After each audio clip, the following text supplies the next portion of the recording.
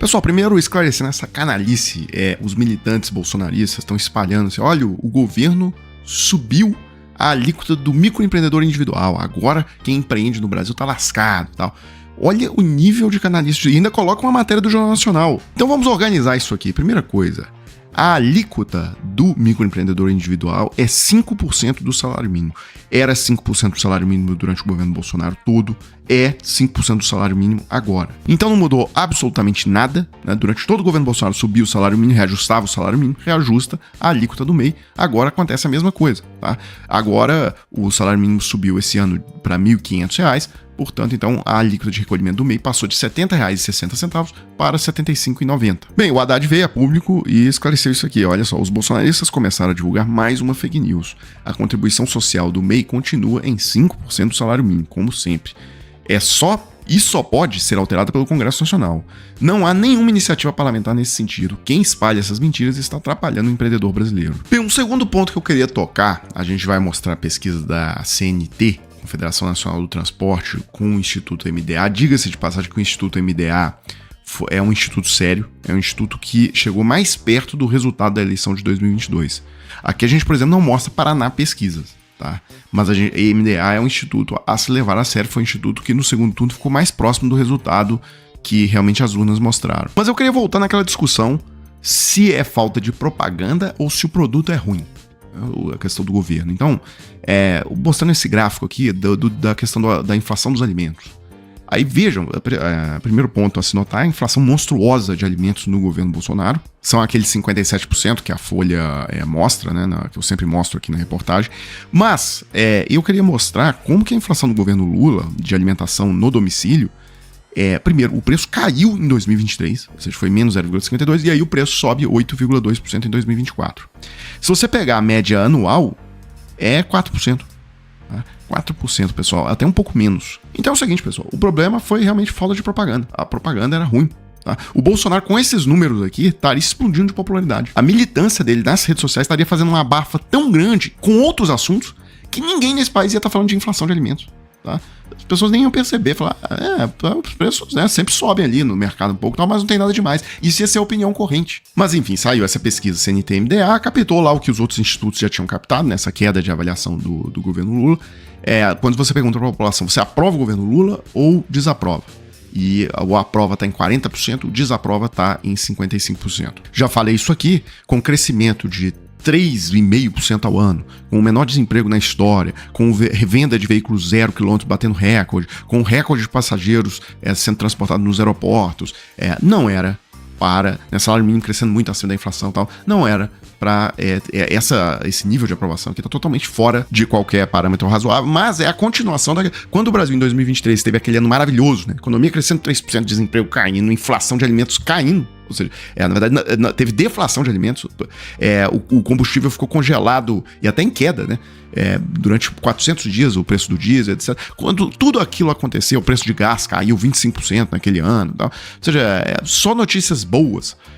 Quando o governo termina aquele primeiro ano com uma popularidade abaixo do que começou, pouca coisa abaixo, mas ali eu já vi que tinha um problema muito grave de comunicação. Né? E aí, quando a notícia já não foi tão boa assim, ainda é boa, mas não tão boa assim, né? Porque aí vem a inflação de 8% de alimentos no ano seguinte, aí a popularidade desaba. Então, eu já via lá em 2023 que tinha um problema grave de comunicação. Bem, mas tem outras notícias que não são tão convenientes ao bolsonarismo. Né? Primeiro que quase 60% da população vê Bolsonaro como responsável pela tentativa de golpe, e além disso, o Lula ainda venceria as eleições nos cenários lá traçados pelo MDA. Agora, pessoal, por falar em questão de golpe, que parece filme de comédia. O Bolsonaro contratou como advogado um sujeito que crê e já deu várias entrevistas dizendo que o Bolsonaro é golpista, que o que o Bolsonaro estava fazendo era golpe. Como é que o Bolsonaro contrata esse cara?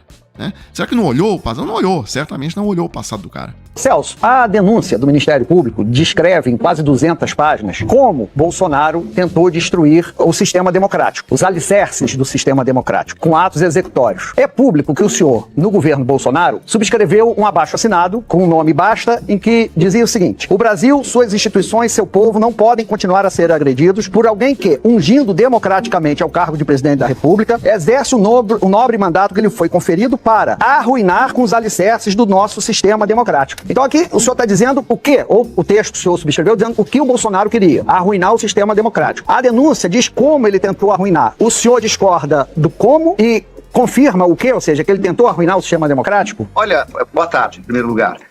Eu queria dizer o seguinte, é óbvio que você está fazendo aqui resgatando um documento que eu assinei. Como cidadão, você assina manifestos, você se pronuncia, e eu me pronunciei no 8 de janeiro, me pronunciei aqui. Já assinei, Otávio, muitos outros documentos. Assinei críticas ao governo Bolsonaro, não só essa que você está lendo, tem outras também. Não há como negar, nessa altura do campeonato, que existem indícios absolutamente claros a respeito de uma tentativa de golpe de Estado. Eu não tenho dúvida a respeito disso.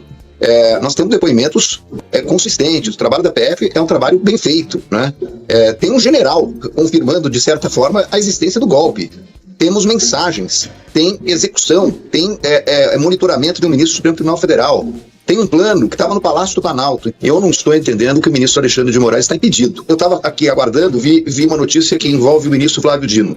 E nós vamos impedir também o ministro Flávio Dino? O ministro Alexandre de Moraes era a vítima desse caso ou era o golpe contra o Estado de Direito? Então, na verdade, é preciso ter muita cautela, porque nós não sabemos quem é Juca. Se o Juca for outro ministro, também outro ministro estará impedido? E se o golpe se consumasse, alguém acha que o Supremo estaria funcionando?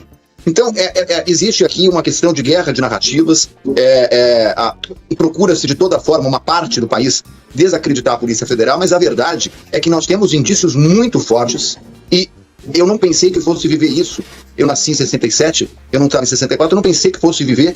Eu realmente estou estarrecido com a gravidade do caso e com as provas que foram trazidas por esse relatório. Amigos, para fechar, eu queria dizer que você, com o seu celular, você pode ganhar uma boa renda trabalhando de casa. Tem muita gente aí tirando R$1.500, R$2.000, R$3.000 de renda extra todos os meses, trabalhando de casa, usando apenas o próprio celular. Hoje, pela internet, nós temos várias plataformas sérias, tá? Não é bet, não é casa de aposta, não é nada disso. Então é o seguinte, caso você tenha interesse, tá aqui embaixo do vídeo, logo que tem a descrição ali, o link da renda extra, você clica ali e aí você vai falar diretamente com o Clayson, né? O Clayson aqui, que também é youtuber, e ali você vai ter todos os detalhes dessa oportunidade. Pessoal, então é isso, né? Eu fecho agora e volto numa próxima oportunidade.